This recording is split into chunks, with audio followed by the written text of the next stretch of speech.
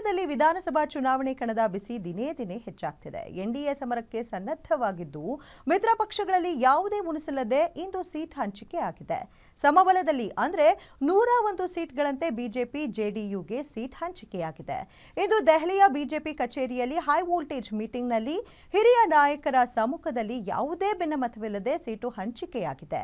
ಕೇಂದ್ರ ಸಚಿವ ಚಿರಾಗ್ ಪಾಸ್ವಾನ್ ಜೊತೆ ಮಾತುಕತೆ ನಡೆಸಿ ಲೋಕ ಜನ ಶಕ್ತಿ ಪಕ್ಷಕ್ಕೆ 29 ಸೀಟ್, ಮಿತ್ರ ಪಕ್ಷಗಳಾದ ಉಪೇಂದ್ರ ಕುಶ್ವಾಹಾ ನೇತೃತ್ವದ ರಾಷ್ಟ್ರೀಯ ಲೋಕ ಮೋರ್ಚಾ ಪಕ್ಷಕ್ಕೆ 6 ಸೀಟು, ಜಿತನ್ ರಾಮ್ ಅವರ ಹಿಂದೂಸ್ತಾನ ಅಮಾಮ್ ಮೋರ್ಚಾ ಪಕ್ಷಕ್ಕೆ 6 ಸೀಟ್ಗಳನ್ನು ನೀಡಲಾಗಿದೆ.